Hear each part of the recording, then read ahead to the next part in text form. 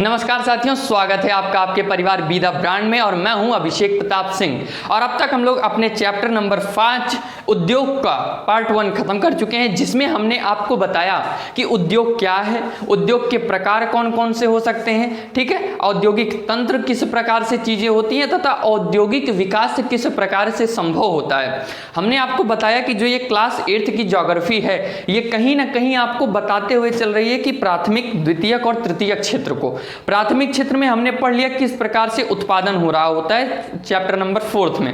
Chapter number 5 उद्योग, यानी कि इसमें हम लोग द्वितीयक क्षेत्र को पढ़ रहे हैं। और आने वाला चैप्टर 6 में होगा मानव संसाधन, यानी तृतीयक क्षेत्र, जहां पर हम सेवा क्षेत्र से संबंध में ज्ञान प्राप्त कर रहे होते हैं। तो चलिए इस चैप्टर के बचे हुए पोर्शन को कहां पर हमने छोड़ा था। हमने छोड़ा था कि लोहा इस्पात उद्योग और सूती वस्त्र उद्योग, जो 2 पोर्शन बचे हुए हैं उद्योग के अंतर्गत, क्योंकि यही 2 सबसे पुराने और सबसे प्रमुख है। वर्तमान समय में सूचना उद्योग है, सूचना क्षेत्र से संबंधित जो उद्योग हैं वो सेवा क्षेत्र में आते हैं, उनको हम चैप्टर 6 में देख रहे होंगे। तो चलिए इसको शुरू करते हैं। इसमें सबसे पहला है लोहा इस्पात उद्योग है और सूती वस्त्र उद्योग है। लोहा इस्पात उद्योग को यहाँ पर देख लेते हैं। देखिए ये जो लोहा इस्पात उद्योग इस सेगमेंट में है, इसमें पहले हम आपको बताएंगे कि लोहा इस्पात उद्योग भारत में किस प्रकार विकसित हुआ और ये किस किस चीज़ों के लिए आवश्यक है, और एक भारत का क्षेत्र और एक विश्व का जो सर्वश्रेष्ठ क्षेत्र है, इनसे दोनों में कंपैरिजन की जाएगी कि वो किस तरह से किस क्षेत्र में है। जैसे हम अमेरिका के पिट्सबर्ग का भारत के जमशेदपुर क्षेत्र, जहाँ पर Tata iron and steel company limited यानी टिस्को उपस्थित है, इन दोनों के मध्य कंपैरिजन करते हुए दोनों का अध्ययन हम लोग कर रहे होंगे। लोहा इस्पात उद्योग, इस उद्योग में बहुत से निवेश, प्रक्रम और निर्गत शामिल हैं। हमने आपको पार्ट 1 में बताया कि औद्योगिक तंत्र के अंतर्गत 3 चीजें होती हैं, निवेश, प्रक्रम और निर्गत। निवेश क्या है, यानी कि उसमें जो भी हम पूंजी का, श्रम का, मानव का या फिर जो मशीनों इत्यादि का जो भी निवेश हम करते हैं वो हमारा निवेश में आया। प्रक्रम यानी प्रोसेस, यानी जो आपको कच्चा मटेरियल, रॉ मटेरियल प्राप्त हुआ, उस मटेरियल पे आप प्रोसेसिंग करके उसको एक ऐसा प्रोडक्ट बनाते हो जिससे आप मार्केट में बेच सको, और या फिर उससे एक नेक्स्ट लेवल का प्रोडक्ट आप तैयार कर सको, जो कि प्रोसेस मोड होता है। जैसे आप स्कूल में एडमिशन लेते हैं, साल भर पढ़ते हैं और निर्गत आपका रिजल्ट होता है जो आप एग्जाम देते हैं। उसी प्रकार से जब हमारा लास्ट प्रोडक्ट निर्गत के रूप में निकल जाता है तो हमारा फाइनल प्रोडक्ट होता है। तो निवेश, प्रक्रम और निर्गत शामिल होते हैं। देखिए ये जो निवेश, प्रक्रम और निर्गत है, ये सभी उद्योगों के लिए समान है, मात्र लोहा इस्पात उद्योग के लिए ही नहीं, हर जगह पर, ठीक है। लोहा इस्पात उद्योग को पोषक उद्योग कहा जाता है। क्यों इसे पोषक उद्योग कहा जाता है? पोषक क्यों होता है? पोषक वो होते हैं जो हमारे न्यूट्रिएंट्स होते हैं, जो हमारी आवश्यकताओं को पूरा करते हैं। तो उसी प्रकार समस्त उद्योग क्षेत्र में ये एक ऐसा उद्योग है जिसके उत्पाद, यानी जो इसका प्रोडक्ट होता है, वो अन्य उद्योगों के लिए कच्चे माल का कार्य करता है, रॉ मटेरियल का काम करता है। इसमें निवेश आदि के साथ लौह अयस्क, कोयला, चूना पत्थर कच्चे माल के रूप में प्रयुक्त किए जाते हैं। लेकिन अब बात आती है कि जो इसका प्रोडक्ट है वो अन्य के लिए कच्चे माल के रूप में कैसे प्रयुक्त होता है। देखिए मान लीजिए इस क्षेत्र में आपका रेल का डिब्बा बना या बिजली के तार बने, तो ये सब जो बने तो इनको बनाकर रखा तो जा नहीं सकता, इनको सेवा क्षेत्र के लिए बनाया जाएगा, यानी रेल के डिब्बों को रेलगाड़ियां दे दी जाएंगी। तो वो उसके लिए क्या हुआ, कच्चा माल हुआ, लेकिन इनके लिए इनका फाइनल प्रोडक्ट हुआ। तो कुछ प्रकार से ये चीजें हैं, ठीक है, माल के रूप में प्रयुक्त होते हैं। इस्पात कड़ा होता है एवं इसे आसानी से काटकर आकार दिया जा सकता है। आप लोग अपने आसपास देखते ही होंगे कि जो लोहा से संबंधित क्षेत्र हैं या फिर जहाँ पर भी लोहे के कार्य होते हैं, वहाँ पर उनका जो है कटाई भी होती है, उनसे डिजाइनिंग भी की जाती है, और हमारे घर में प्रायः इससे बने डिजाइनों का प्रयोग भी हम लोग करते हैं। फिर आता है एल्यूमिनियम, तांबा जैसी अन्य धातुओं को, किसको, एल्यूमिनियम, तांबा और कुछ अन्य धातुएं भी होती हैं जिनको इस्पात में थोड़ी मात्रा में मिलाकर इसकी मिश्र धातुएं बनाई जाती हैं। मिश्र धातु क्यों बनाई जाती है उसको हम अभी आपको बताते हैं। मिश्र धातु इस्पात को असामान्य कठोर एवं जंग प्रतिरोधक क्षमता प्रदान करती है। देखिए किसी भी प्रोडक्ट को अगर प्योर बना दिया जाए, एकदम जितना वो प्योर होना चाहिए, यानी कि 100% प्योर, तो वो एग्जिस्ट ही नहीं कर पाएगा, वो अपने आप में चल ही नहीं पाएगा। जैसे अगर मैं आपको एक उदाहरण दूं कि आप लोग जब सोना खरीदते हो तो सोने का जो भार होता है उसका दाम अधिक लगता है, लेकिन आप जब बेचने जाते हो दुकानदार उसमें कुछ चीज़ों को देखता है, हटाता है, उसके बाद उसका प्राइस जितना मार्केट प्राइस होता है उससे कुछ कम के ही देता है। क्यों? सोना कभी भी जो आप खरीदते हो वो प्योर नहीं होता है, क्योंकि जो भी गोल्ड प्योर हो जाएगा वो इतना ज़्यादा मुलायम होता है कि अगर आप उसको छू भर लेंगे तो जो भी आपकी डिजाइन होगी वो तुरंत या तो टूट जाएगी या तो उसी में सिकुड़ जाएगी, अगर आप 100% प्योर गोल्ड की करते हैं। तो अगर कहीं पर ऐसी बात होती है कि नहीं ये 100% प्योर गोल्ड है और इसलिए हमने इसको पहन रखा है, तो ये संभव ही नहीं है। अगर वो 100% होता तो तब तक वो आपके हाथ, गले, कान, नाक, आंख जहां पर भी लोग पहनते हैं वहां पर वो बचता ही नहीं। क्यों? क्योंकि उसका टूटना आसान हो जाता है, ठीक है, उसकी तन्यता हो जाती है कमजोर। तो ये चीज होती है। इसी प्रकार लौह अयस्क में भी होता है, 100% प्योरिटी नहीं होती है, उनमें कुछ मिश्र धातुएं मिला दी जाती हैं जिनसे उनकी कठोरता बनी रहती है, ठीक है। इस्पात प्रायः आधुनिक उद्योगों का मेरुदंड, बैकबोन ऑफ लेटेस्ट इंडस्ट्रीज, ठीक है, कहा जाता है। क्यों कहा जाता है? आप कहीं पर भी देख लो, चाहे आपका टेक्सटाइल हो उसके लिए मशीन की जरूरत होगी, चाहे आपका सेवा क्षेत्रक हो, उद्योग क्षेत्रक हो, यहाँ तक कि आपके घर का काम हो, फिनिशिंग हो, लोहे की एक छोटी सी सुई से लेकर लोहे की बड़ी बड़ी मशीनें और बिल्डिंग को बनाने में उनका प्रयोग किया जा रहा होता है। फिर आता है हम लोग का जमशेदपुर, यानी भारत का प्रथम, ठीक है, भारत का प्रथम टाटा आयरन स्टील कॉरपोरेशन नहीं, कंपनी, सॉरी, कंपनी लिमिटेड, यानी भारत की सबसे पहली ये इस्पात उद्योग से संबंधित कारखाना था जमशेदपुर में। 1947 के पहले भारत में एकमात्र निजी स्वामित्व वाला इस्पात कारखाना टिस्को था। टिस्को यानी कि Tata iron steel company limited, ठीक है, कंपनी, CO कंपनी लिमिटेड।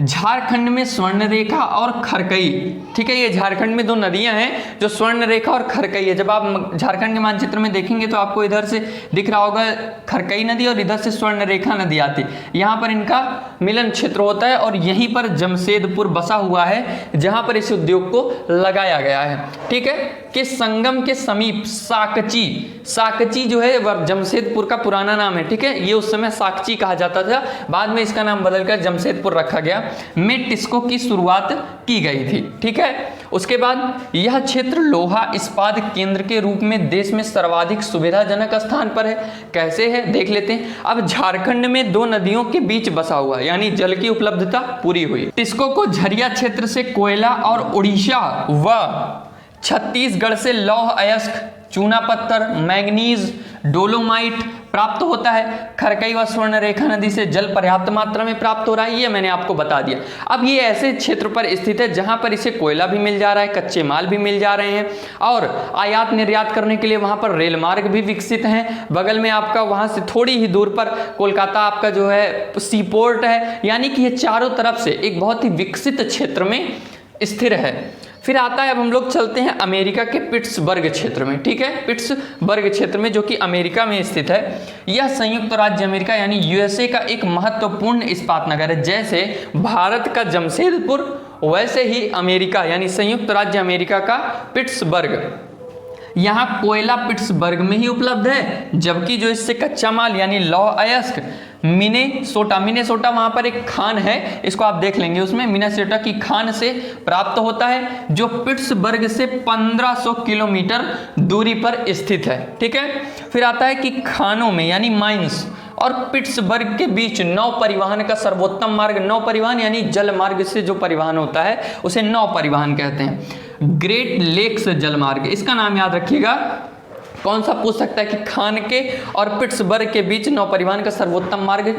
कौन सा हो सकता है, तो वो आपका ग्रेट लेक्स जलमार्ग आता है। यह अयस्क के, ठीक है, किसके, अयस्क के नौ परिवहन हेतु सस्ता मार्ग है। देखिए जलमार्ग कोई भी हो सदैव सस्ता ही होता है, ठीक है। ग्रेट लेक्स से पिट्सबर्ग तक लौह अयस्क रेलगाड़ियों से लाया जाता है, यानी कि अगर आप ध्यान देंगे तो खानों से पिट्सबर्ग के बीच नौ परिवहन और पिट्सबर्ग वाले क्षेत्र से, ठीक है, वहां से इसको किससे लाया जाता है, लौह अयस्क को रेलगाड़ियों से लाया जा रहा होता है, ठीक। फिर आता है ओहियो, क्या ओहियो मोनोगहेला एल्घनी नदियों से पर्याप्त जल वहां प्राप्त हो जाता है, जिससे यह उद्योग एक विकसित अवस्था में वहां पर उपस्थित है। अब हम लोग सूती वस्त्र उद्योग का देख लेते हैं कि सूती वस्त्र उद्योग क्या है, इसके लिए जलवायु स्थितियां क्या हो सकती हैं, या फिर उस क्षेत्र का क्षेत्र विशेष स्थितियां क्या होनी चाहिए, क्या क्या इसके लिए कच्चा माल हो सकता है, क्या इसके संसाधन उपलब्ध हो सकते हैं और क्या क्या चीज़ें किन क्षेत्रों में है देखेंगे। यहाँ पर भी जैसे हमने जमशेदपुर और पिट्सबर्ग का कंपैरेटिवली अध्ययन किया था, ठीक है, कंपैरिजन करके हमने अध्ययन किया था, उसी प्रकार से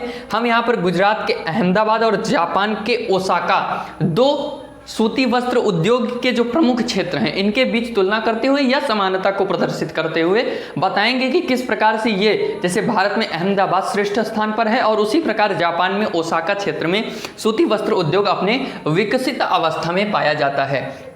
तो सूती वस्त्र उद्योग के अंतर्गत अगर हम बात करें तो इसमें दो प्रकार के रेशे आते हैं, जिसको आप जानते ही हैं सामान्यतया कि प्राकृतिक रेशे और मानव निर्मित रेशे। सूती वस्त्र से संबंधित है तो हम लोग प्रायः मार्केट में जाते हैं तो कहते हैं भैया नायलॉन वाला कपड़ा देना या फिर लेनिन का कपड़ा देना, वो सब चीज़ें आती हैं। जैसे प्राकृतिक रेशे हैं, ऊन है, सिल्क, कपास और लिनन, जूट आदि, ये सब क्या है, प्राकृतिक रेशे हैं।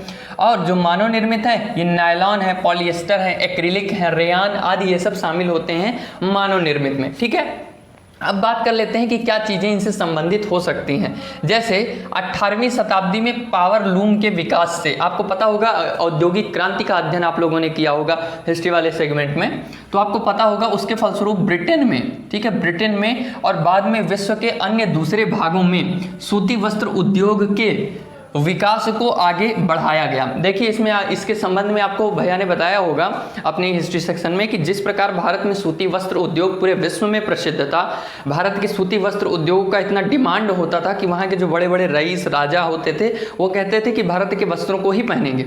लेकिन जब औद्योगिक क्रांति आई, ब्रिटेन में वहाँ पर बनने लगा, तो चूंकि भारत में सूती वस्त्र उद्योग अब भी हस्तकला पर निर्मित था, यानी डिजाइनिंग हाथ से, सिलाई, कढ़ाई, बुनाई, कताई जो होती थी सब हाथ से होती थी, इनमें टाइम ज़्यादा लगता था और इसकी कॉस्ट भी ज़्यादा आती थी। लेकिन जब यही कार्य मशीन से होने लगा तो काम कम समय में और प्रोडक्टिविटी हाई हो गई, और जब प्रोडक्टिविटी हाई हो गई, एक समय में ज़्यादा प्रोडक्ट बनकर तैयार होने लगे तो उनकी वैल्यू डाउन हो गई, तो इससे भारत का बाजार भी नुकसान पहुंचा था उस समय में। आज भारत, चीन, जापान, संयुक्त राज्य अमेरिका सूती वस्त्र उद्योग के महत्वपूर्ण उत्पादक हैं। कौन कौन से राष्ट्र हैं? भारत, चीन, जापान, संयुक्त राज्य अमेरिका आदि। देश का प्रथम सफल, ठीक है, देश का प्रथम सफल यंत्रीकृत वस्त्र मिल मुंबई में 1854 ईस्वी में, कहा मुंबई में 1854 ईस्वी में स्थापित किया गया। उष्ण आर्द्र जलवायु, मशीन आयात के लिए पत्तन एवं कच्चे माल की उपलब्धता और दक्ष श्रमिक इस प्रदेश में इस उद्योग के द्रुत फैलाव में सहायक रहा। कैसे? मुंबई क्षेत्र है, वहाँ से सीपोर्ट अवेलेबल है जहाँ से मशीनों का आयात और वस्तुओं का निर्यात आसान हो गया, प्लस वहाँ पर जनसंख्या पर्याप्त मात्रा में भी थी तो आपको सस्ते श्रमिक भी वहाँ पर प्राप्त हो गए, और वहाँ की जलवायु भी ऐसी है कि उनके लिए आसान हो गया वहाँ पर इसका उत्पादन करना। तो इस प्रकार से मुंबई में ये श्रेष्ठ स्तर पर बना। उसके बाद महाराष्ट्र और गुजरात राज्य में अनुकूल आर्द्र जलवायु के कारण यह उद्योग वहाँ पर पनपा। कोयम्बटूर, कानपुर, चेन्नई, अहमदाबाद, मुंबई और कोलकाता, ये सूती वस्त्र उद्योग से संबंधित कुछ प्रमुख क्षेत्र हैं, और भी हैं लेकिन ये कुछ प्रमुख क्षेत्र हैं। अब हम लोग भारत के अहमदाबाद और जापान के ओसाका, इन दोनों का जो है कंपैरेटिवली अध्ययन कर लेते हैं किस प्रकार से है। अहमदाबाद गुजरात में साबरमती नदी के तट पर स्थित है। 1859 ईस्वी में, कब? 1859 ईस्वी में यहाँ पहला सूती वस्त्र मिल स्थापित किया गया था। ठीक है, यह शीघ्र ही मुंबई के बाद भारत का दूसरा सबसे बड़ा वस्त्र निर्माता नगर बन गया, क्योंकि जो महाराष्ट्र की जलवायु स्थिति क्षेत्र था वैसे ही कुछ गुजरात में अहमदाबाद का था, यानी कि सीपोर्ट का अवेलेबल होना, श्रमिकों का उपलब्ध होना और वहाँ की जलवायु का, ठीक है, कपास का उत्पादन करना आदि भी। अहमदाबाद को भारत का मैनचेस्टर कहा जाता है। ठीक है, ये क्वेश्चन आता होगा, आप लोग प्राय देखे होंगे कि भारत का मैनचेस्टर किसे कहा जाता है, तो गुजरात का अहमदाबाद को भारत का मैनचेस्टर कहा जाता है। अहमदाबाद का कपास उत्पादन क्षेत्र के निकट होना, जलवायु कताई बुनाई के लिए उपयुक्त या आदर्श होना, सपाट भूभाग और भूमि की आसानी से उपलब्धता मिलों की स्थापना में उपयुक्त साबित हुई। गुजरात और महाराष्ट्र से श्रमिकों की उपलब्धता एवं मुंबई पत्तन इसे आयात व निर्यात के लिए आसान बनाते हैं, यानी किसी भी उद्योग के लिए कुछ अनुकूल उनकी परिस्थितियां होती हैं, यानी कि जलवायु होते हैं, श्रमिक होती है, निवेश होते हैं, पूंजी होती हैं, उनके लिए स्थान की आवश्यकता होती है। तो वे सारी स्थितियां वहां पर मौजूद थीं, इसलिए उनका विकास वहां पर और अच्छे और बेहतरीन ढंग से हो पाया। ठीक है, हमने इसको देख लिया। अब हम लोग जापान के ओसाका के बारे में देख लेते हैं। यह जापान का एक महत्वपूर्ण वस्त्र निर्माण केंद्र है। कौन? ओसाका। यह जापान का मैनचेस्टर कहा जाता है। ठीक है, भारत का मैनचेस्टर किसे कहा जाता है? अहमदाबाद को। और जापान का मैनचेस्टर किसे कहा जाता है? ओसाका को कहा जाता है। ओसाका को। ओसाका का चारों ओर से विस्तृत मैदान से घिरा होना, कताई व बुनाई के लिए उचित जलवायु स्थिति एवं योडो, वहाँ पर एक नदी है, नाम याद करना हो तो याद कर लीजिए, वरना कोई बहुत आवश्यक नहीं है। योडो नदी जल से, ठीक है, नदी से पर्याप्त जल का एवं आसपास के क्षेत्रों से श्रमिकों की आसानी से उपलब्धता होना। देखिए, आप कहीं पर कोई भी उद्योग क्षेत्र हो, वहाँ पर कुछ चीज़ें आप कॉमन लिख सकते हैं, चाहे वो आपका सूती वस्त्र उद्योग हो और चाहे वह आपका लोहा इस्पात उद्योग हो। इन दोनों क्षेत्रों में आप यह लिख सकते हैं कि यहाँ पर जलवायु विशेषता, श्रमिकों की उपलब्धता, निवेश स्थान, ये सब कॉमन पोर्शन है जिसको आप सब में अप्लाई करके उसमें लिख सकते हैं। ठीक है, ओसाका का वस्त्र निर्माण उद्योग पूर्णतः आयातित कच्चे माल पर निर्भर करता है। यानी आप ये जानकर आश्चर्य महसूस करेंगे कि जापान में कपास का उत्पादन नहीं किया जाता है, फिर भी वह विश्व के जो है सूती वस्त्र उद्योग का एक बहुत बड़ा मार्केट है और एक बहुत बड़ा उत्पादक राष्ट्र है। यानी कि वो बाहर से आयात करता है, लेकिन उसको बनाने की उसकी जो टेक्नोलॉजी है वो इतनी ज़्यादा विकसित है कि वो इतने मास मटेरियल में उसको इतने बड़ी मात्रा में उसका प्रोडक्ट बनाता है कि वो मार्केट में जाते हैं तो आसान रेट में उपलब्ध हो जाते हैं और विश्व को उसको खरीदने में दिक्कत भी नहीं होती है। अब वो ये कपास कहाँ से आयातित करता है? भारत से, मिस्र, चीन, यूएसए यानी कि संयुक्त राज्य अमेरिका से आयातित की जाती है क्या? कपास, ये सब किए जाते हैं। तो इस चैप्टर यानी उद्योग के अंतर्गत हमने उद्योग, उद्योगों के प्रकार, औद्योगिक तंत्र, लोहा इस्पात उद्योग, जमशेदपुर, पिट्सबर्ग, सूती वस्त्र उद्योग, अहमदाबाद, ओसाका का पूरा स्वरूप का अध्ययन कर लिया है। तो आज की क्लास यहीं तक, मिलते हैं आपसे नेक्स्ट वीडियो में। तब तक के लिए इसके जो नोट्स हैं वो आपको हमारे टेलीग्राम चैनल पर मिल रहे होंगे। चैनल को ज़्यादा से ज़्यादा लाइक करें, शेयर करें, सब्सक्राइब करें, अन्य प्लेलिस्ट से भी अपने ज्ञान को बढ़ाते रहें। तब तक के लिए धन्यवाद।